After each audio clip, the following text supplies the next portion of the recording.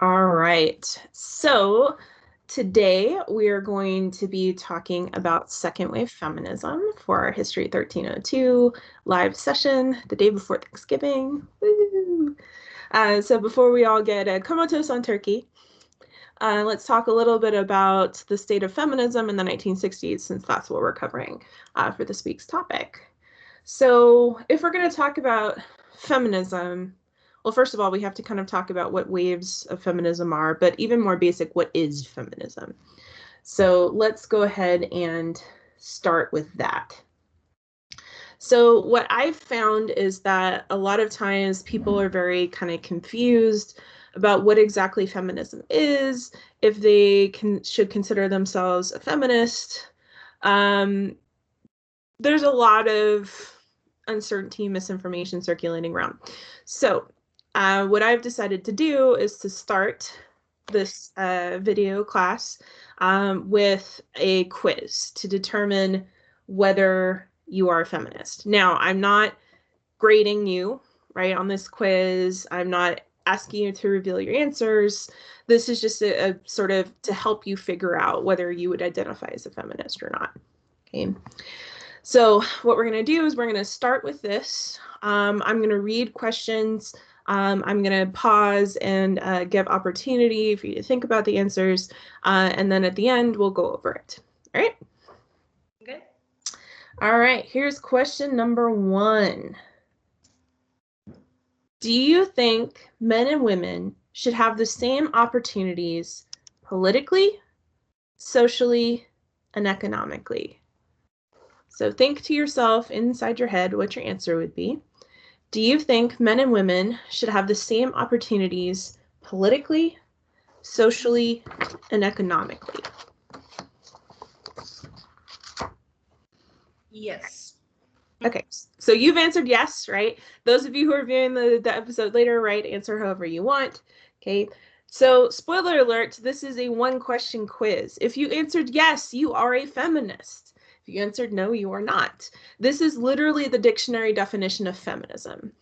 Feminism is not about replacing the patriarchy with the matriarchy. It's not about hating men or overthrowing men from power. It's about gender equality, right? And making sure that men and women have the same. So I once had somebody ask me, what's the difference between feminism and humanism? Because humanism also avers equality between the sexes. I like to explain the difference between feminism and humanism as humanism is sort of an idealized belief. Feminism recognizes we're not there yet, like that we should be at this gender equality, but we're not there yet, and therefore we need to push for it and be activists for it to happen. So feminism has this very kind of more activist strain compared to the same definition in humanism. Okay. So again, if you answered yes to this question, you are a feminist. Congratulations. If you answered no, then you are not. Okay. So that's the basic dictionary definition of feminism, right? That men and women have the same opportunities. So we're talking about second wave feminism today. So what we kind of want to discuss first is what we mean by waves of feminism. So historians use kind of the wave analogy to describe different time periods within American feminism. And each of these time periods have kind of different focuses or goals for the women's rights movement. So when we say second wave feminism, we're talking about feminism in the 60s and the 70s. So that's going to be the focus of our class today.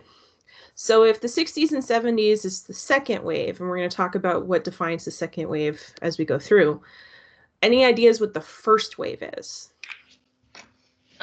For women's suffrage around that time? Yes, correct. So for women's suffrage, so the first wave of feminism, if we're going to date it, right, what would be the end date? When do women achieve the right to vote?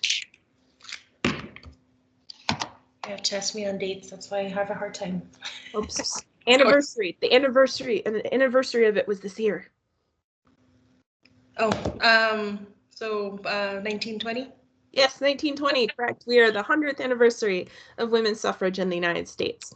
So the first wave kind of ends in 1920 with the 19th Amendment, women getting the right to vote. We can kind of mark the beginning of the first wave as 1848 when the Seneca Falls Convention meets. And that's kind of the first formal articulation that women are going to be pushing for the right to vote.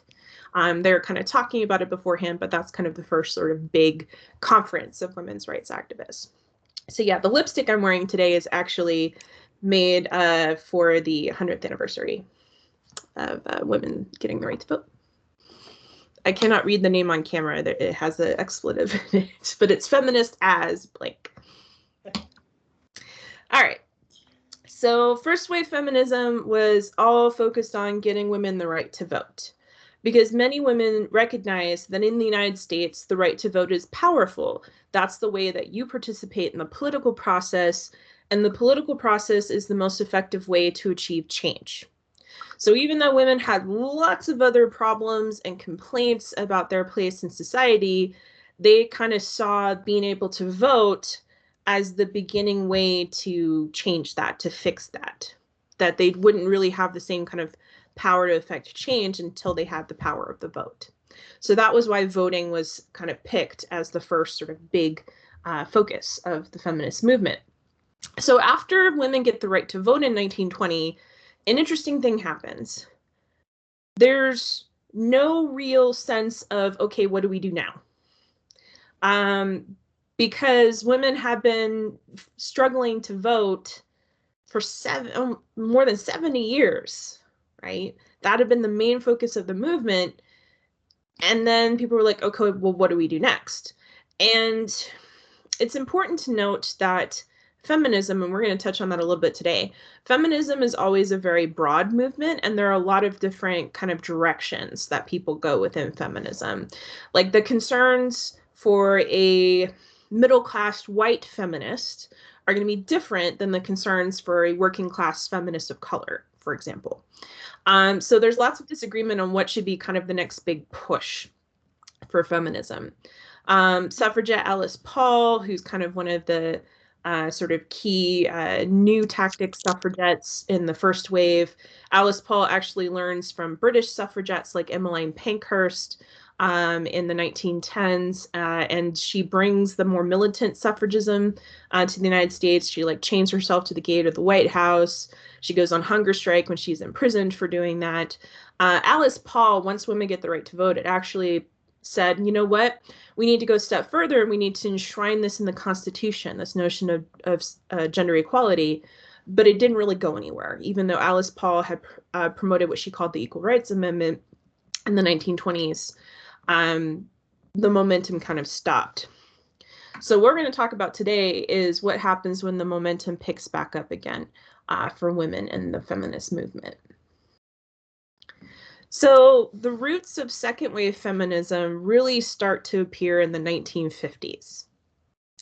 So women in the 1950s, the message that women are getting is that the ideal woman should stay at home, be a homemaker, right? Stay at home wife and mom, that she should find fulfillment through consumer culture, right? For our class, y'all watched that video, right? The advertising video on life in the suburbs that kind of gave you a hint at what gender roles were like for women.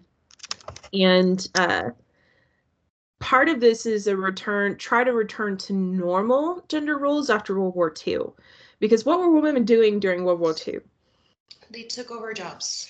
Right. They took over jobs. They were working industrial jobs that previously were not open to women, right? Like riveting and welding, like super heavy duty, kind of physically intense labor. And why were they pushed out of those jobs at the end of World War II? They came back home. Right. The men came back home. They were supposed to, come take their jobs back, and women were supposed to kind of go back into the kitchen, so to speak. What's interesting, though, is by the time we get to the late 1950s, even though the social standard is that women should be at home, more women are working. And in fact, by the late 1950s, more women are working outside the home than during World War II. The difference is they're not working in like industrial jobs. Most of these women are working either in clerical work, what we consider today sort of like admin assistants, right? Office jobs.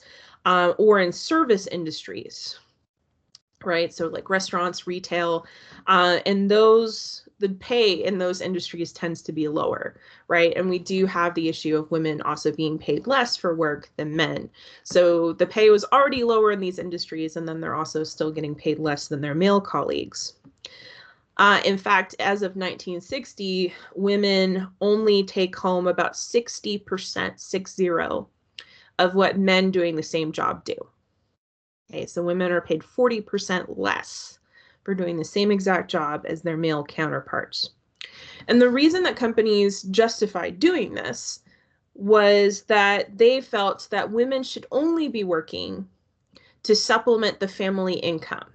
So, in other words, these corporations, these companies are justifying paying women less because they said, well, ideally, the man is making enough to support the family by himself.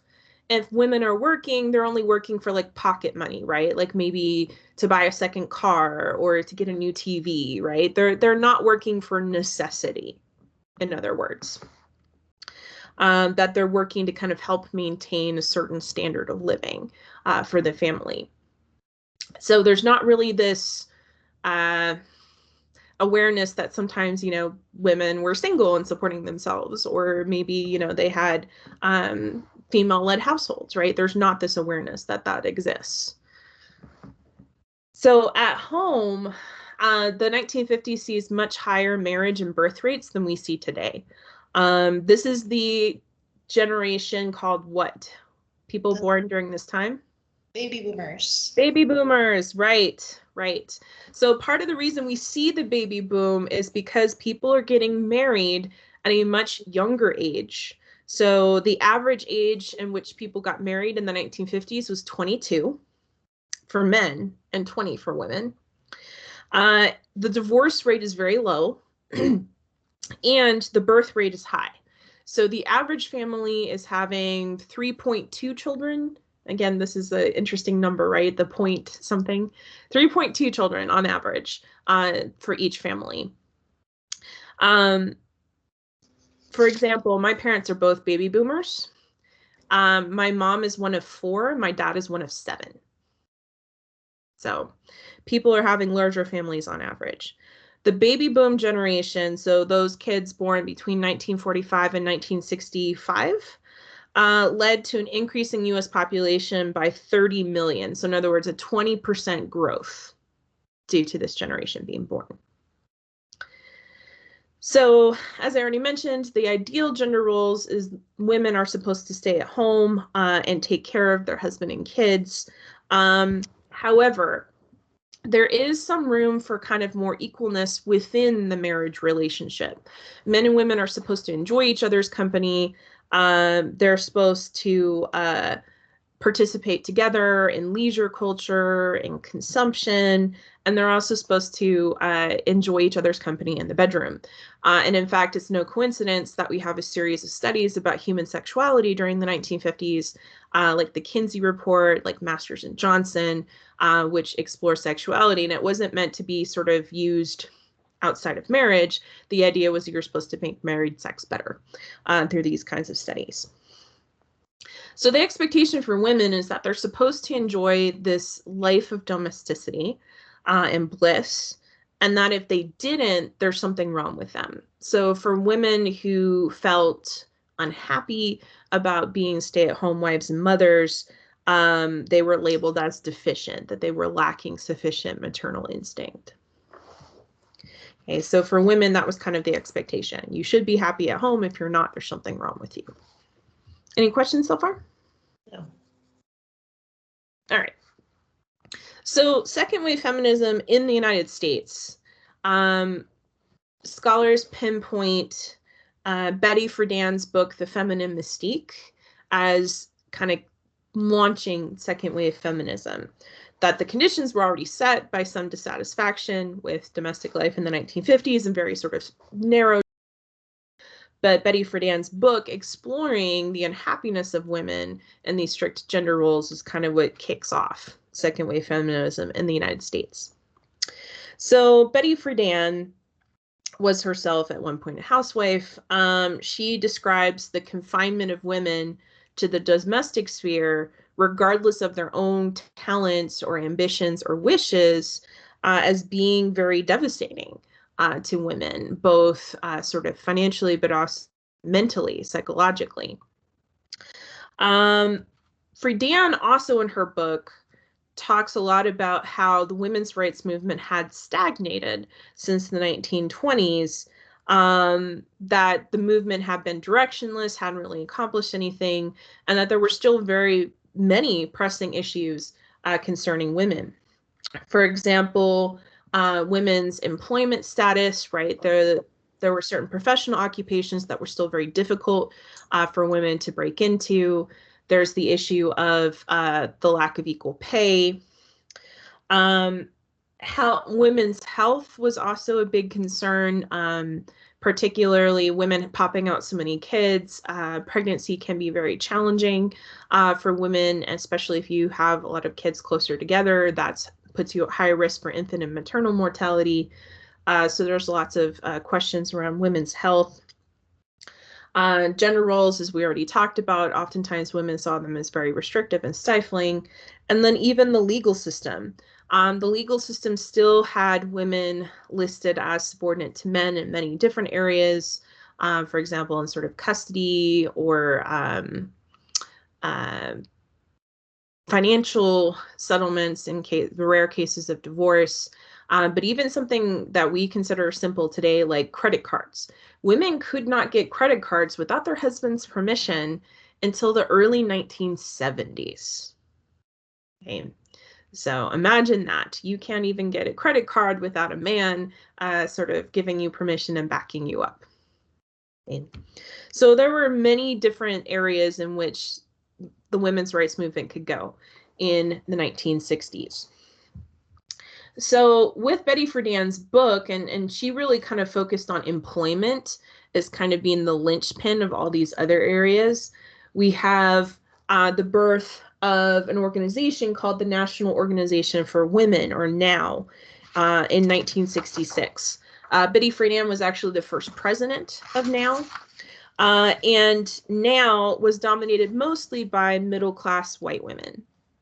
And so their goal was focusing on better employment opportunities for women and the issue of equal pay. So, for example, under Lyndon Baines Johnson, the Equal Employment Opportunities Commission was established in the 1960s. This is the first time we have a permanent entity like that. Remember, during World War II, we had a temporary one, right? The Fair Employment Practices Committee. There's also the Equal Pay Act of 1963, which is supposed to help address the disparity in payment. Women are added, or sex is added as a protective class under the 1964 Civil Rights Act. So this is really kind of the focus for a lot of, like I said, middle class white feminists, is focusing on employment. But there's another parallel movement within second wave feminism that is dominated more by younger women, women who belong to kind of the working class, and women of color, and that is the women's liberation movement. So these movements oftentimes had sort of similar ideas and goals, right? Like the women's liberation movement totally supported the employment activism of groups like NOW. The main difference was for the women's liberation movement, they wanted to focus on women's social freedoms. Many of the young women who became involved in what we call the women's lib movement have been activists in other civil rights movements. So, like, for example, the Black civil rights movement, queer movement, and they had seen very blatant sexism. For example, within the African American civil rights movement, women have been absolutely crucial to organizing big events like the March on Washington, but received little to no credit for doing this. And oftentimes, again, kind of these movements leaned on traditional gender roles about what women were capable of doing or what place they should have in the movement. So the women's liberation movement felt that if we could focus on socially freeing women, that was kind of the main goal. So it's actually these folks that get a lot more attention at protests. For example, the protests at the 1968 Miss America pageant, members of the women's lib movement put items of oppression in a giant metal trash barrel. So they toss in things like high heels, copies of Playboy magazine, and bras to kind of symbolize sort of how society was entrapping women and restricting them. Now, contrary to popular belief, no bras were burned at that protest. That is a very popular kind of image of angry feminists burning bras, but bras are expensive and some of us really need them. So most women are not burning bras as symbols of protest, but they are pointing out that social conventions about what's acceptable for women to wear, right, are definitely restrictive. So personal freedom for women is defined by this movement as freedom from restrictive social conventions when it comes to things like gender roles, but also bodily autonomy. Um, there were campaigns both to expand access to birth control, which we're going to talk about more in a second, but also to legalize abortion because they felt, much like a lot of first wave feminists felt, although they didn't feel safe expressing this in public, that women can't fully control their bodies until they can fully control when to become mothers. So, in other words, your reproductive autonomy was crucial to your freedom as a woman. And there's a reason first wave feminism doesn't touch on this because for many people it was really taboo to talk about sex. In fact, to kind of give you some context, during the Gilded Age in the 1870s, Anthony Comstock is a figure who tries to pass laws about things that are considered sort of lewd or scandalous. And so birth control information, just basic like description of the rhythm method, right? Which involves no contraptions, just avoid having sex when you're fertile.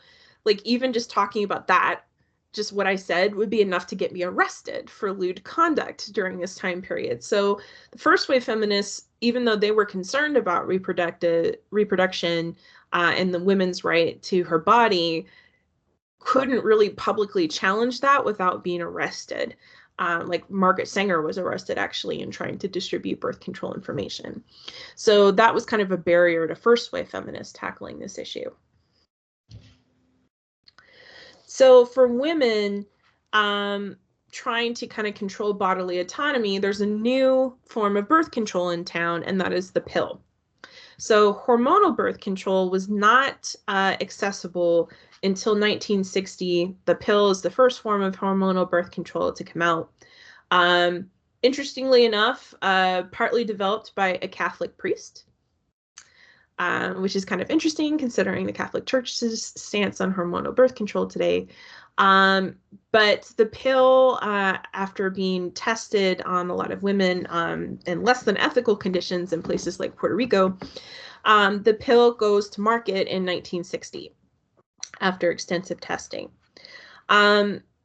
This was seen as a leap forward in birth control because most methods of birth control prior to this point, if we're talking about things like condoms or, God forbid, this is not effective, the pull-out method, the rhythm method, everything else, really rely heavily on what?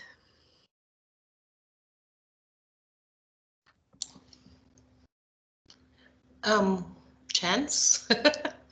Chance, but also cooperation by your male partner. Oh, that too, yeah. Yeah. Because you can't, there's no female condom yet. This is too early for that, right? So, you have to have cooperation from your male partner. And so that for some women was difficult, right? Obviously, like in a perfect world, you want a partner that is on the same page as you, but a lot of women, especially women who still had to marry for economic security, didn't really have that. So the pill is kind of revolutionary because this means that women are sort of in the driver's seat when it comes to controlling their fertility. Now, there's a hitch, though, for the birth control pill, and that is it's initially only available via prescription to married women. So if you're a single lady, you can't get access to this. Any ideas why they would restrict it just to married ladies? To prevent promiscuity. Correct. Right.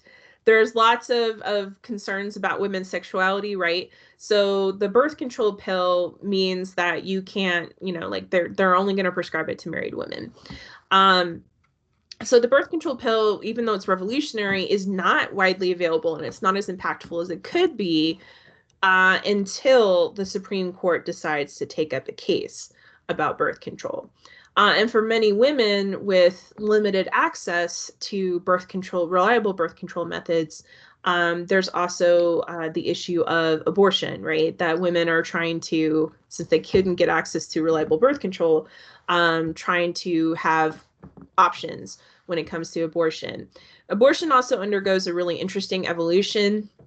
Prior to the mid 1800s, many groups, including religious people in the United States, believed that abortion before quickening, or in other words, when you could feel the fetus move, was perfectly morally acceptable.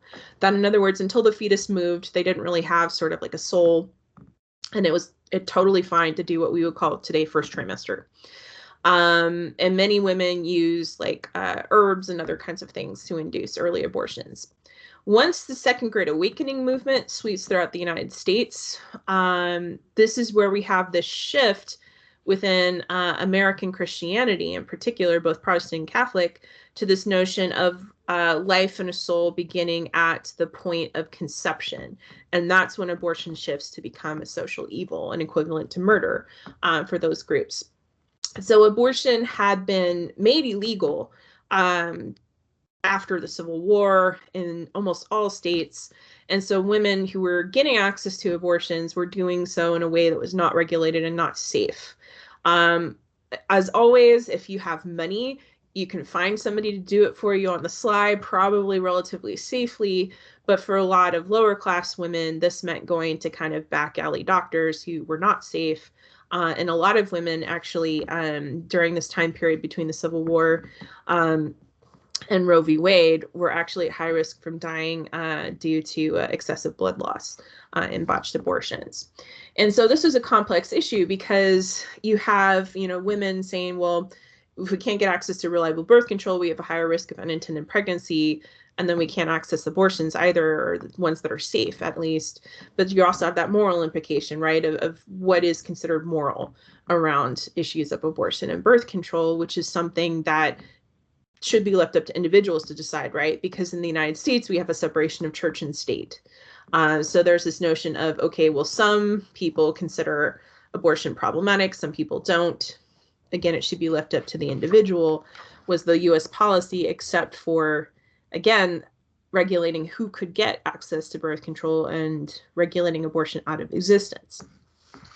So the Supreme Court actually takes up two cases related to women's reproduction during this time period.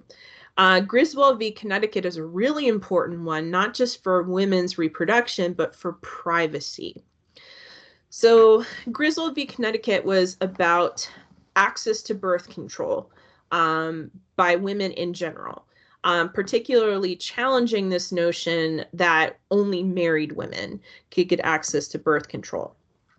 The Supreme Court overturns a Connecticut law which had banned the prescription of birth control to unmarried women by arguing that individuals had a right to privacy, this is the first time we see a very clear articulation of this idea to a right to privacy. So Griswold v. Connecticut is extremely important to our modern understanding of this notion of a right to privacy. And basically said, what happens between two consenting adults in private is their business. And that the state, by trying to determine, right, whether a woman was within an acceptable, legally recognized relationship, was therefore sort of interfering in her private life in an unacceptable way. So Griswold v. Connecticut paved the way for the birth control pill to become, and other hormonal birth control that would follow, to become widely available to women regardless of marital status. And again, if you have an expectation to a right to privacy today, you can thank Griswold v. Connecticut. The second case the Supreme Court took up about women's reproduction was abortion. And Roe v. Wade in 1973 interpreted the Constitution to mean that women, again, in pursuit of bodily autonomy, that women had a guaranteed right to abortion if they so chose it. So Roe v. Wade legalized abortion in the United States for the first time in over 100 years. With this legalization, the Supreme Court did kind of leave room for states to place regulations around abortion procedures and access, for example. And as we'll talk about next week after next, when we get to the 1990s in class, we'll talk about another case, Planned Parenthood v. Casey, in which the Supreme Court again reaffirmed a right to abortion, but said that states were allowed to regulate the process in the name of health and safety for individuals. All right, so those two cases are seen as sort of a watershed in women's access to bodily autonomy. And definitely, we see the landscape around marriage and sexuality change as we shift into the 1970s. Contrasted to the 1950s, in the 1970s, we see a much higher rate of divorce. The divorce rate in 1975 of 1 million divorces that year was double that in 1965. So more and more people are getting divorced. People are also marrying older. Today, the average age of marriage is much closer to 30 for both men and women. There's also a declining birth rate. Part of this is due to more access to birth control, okay, less unintended pregnancy. And the other part of it is also due to culture change. Because what we're seeing happening during this time period is we'll talk about the 70s in more detail next week. We're going to see an economic crash. So generally in times of economic hardship, people try to put off having kids because that's extra mouths to feed. So by 1976, the average American family is having 1.7 children, which is actually below a number that we call in population statistics the population replacement number. So in other words, if you want your population to be stable, to not either grow or decrease, each family needs to be having 2 kids, right, to eventually replace the parents. And so when you have less than 2 kids per family, and if you maintained that, your population would start to decline. So today it's more around 2. We're a little bit above 2 today. Women also are making gains in access to more educational opportunities. Title IX, which is still impactful today, is passed in 1972, and it bans sexual discrimination in higher education and requires gender equity in all areas of higher education, including college sports.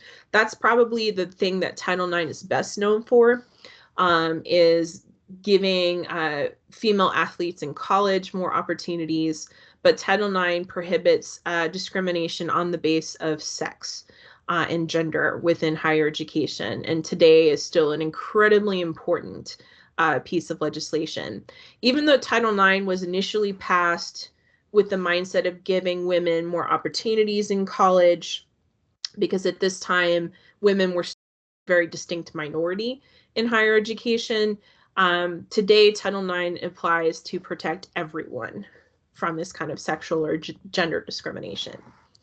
To give you some perspective, today, women now are earning more than half of all undergrad degrees. I think the number is closer to 60% nowadays. And a couple of years ago, women finally crossed the 50% threshold for professional degrees as well. So like masters, PhDs, JDs, etc. MDs as well. So during this time period, though, the rate for women in higher education getting a professional degree was 3%. Not much higher for undergrad degrees. So this definitely opens the door for women. Women are also increasingly working, including women who are mothers, which previously this demographic was the least likely to work outside the home. In 1960, only 20% of young mothers worked outside the home. By 1980, it was 40%, and by 1990, it was 55%.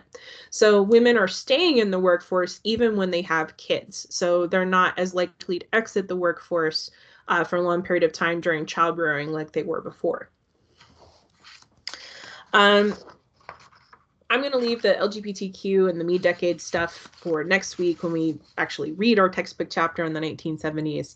But I do want to kind of wrap up our conclusion of second wave feminism by talking a little bit about what happens towards the end of second wave feminism. Because especially after Roe v. Wade is passed in 1973, there's a little bit of a backlash towards the feminist movement. In the early 1970s, before I get to the backlash, the Equal Rights Amendment, which had first been proposed by suffragette Alice Paul in the 1920s, was revived by second wave feminists. And in Congress in 1972, in a bipartisan effort across political parties, approved this Equal Rights Amendment and sent it to the states for ratification. So what the Equal Rights Amendment was designed to do was it was designed to ensure that men and women were seen as equal.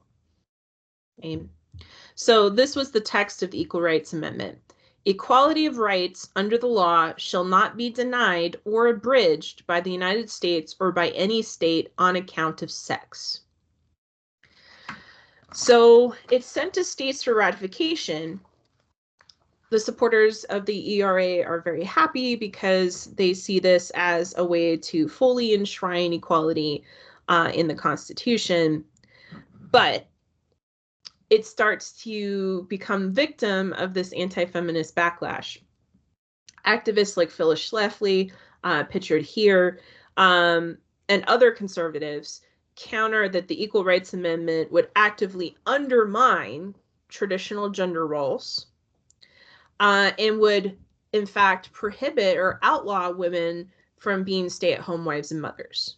Now, the ERA does not say that, right? But this was a pretty effective scare tactic to basically say we're going to make illegal this notion of traditional gender roles within society. And so Phyllis Schlafly and other activists within the conservative movement really push hard against the ERA. And in the end, the ERA is defeated. It does not get ratified by the requisite number of states. What's interesting is that the vast majority of the time, when a constitutional amendment is sent to states for ratification, there's no time limit. A great example is our most recent amendment to the Constitution, which took over 200 years to be effectively ratified. Remember, ratification for a constitutional amendment requires a majority of the states. So the ERA is given this sort of time clock. It does not get to ratification by the time it is given. So basically, the amendment expires. An interesting thing has happened to the ERA since then, though. Some states decided to do take backsies. In other words, they had ratified it, but then once the deadline passed, they decided to publicly retract the ratification, which is a giant question mark. Can states do that? The other thing is some states, despite the time limit, have continued to ratify. And in fact, this year, Virginia, on January 27th, 2020, became the 38th state to ratify the ERA. So this puts the ERA now over the threshold. It has hit the threshold of states. So if it didn't have that time limit, the ERA would be added to the Constitution. So this has kind of put us in interesting legal territory with the ERA. Can you put time limits on it? Can states retract it? So the ERA is kind of in limbo right now.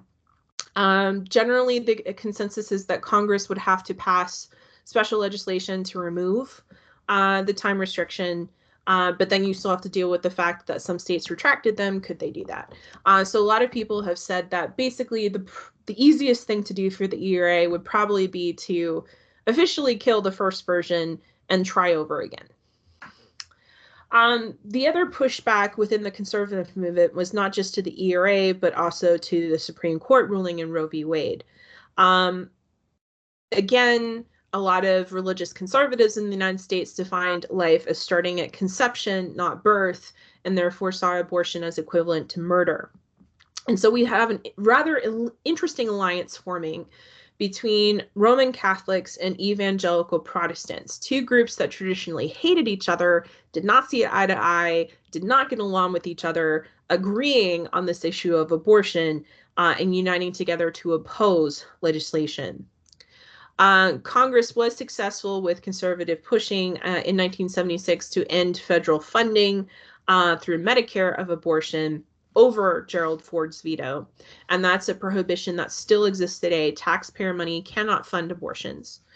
And by the 1990s, especially after Planned Parenthood v. Casey affirms, again, access to abortion, we see a lot of extremism within the anti-abortion movement. The 1990s is a time in which we see a lot of clinic bombings, murders of abortion providers, etc. The 1990s had a general kind of rise of extremism, which we'll talk a little bit more about in our week 8 live class. We'll talk a little bit about the rise of domestic terrorism in the United States starting in the 1990s. But that would be one example of it. It would be towards abortion facilities and providers.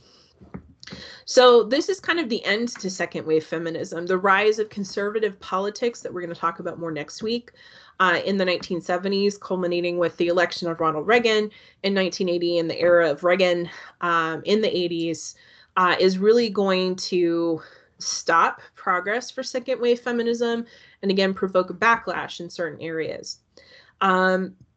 So we're really not going to see second wave feminism do anything else, and instead we're going to see a rise eventually of what we call third wave feminism, starting in the late 80s and early 90s.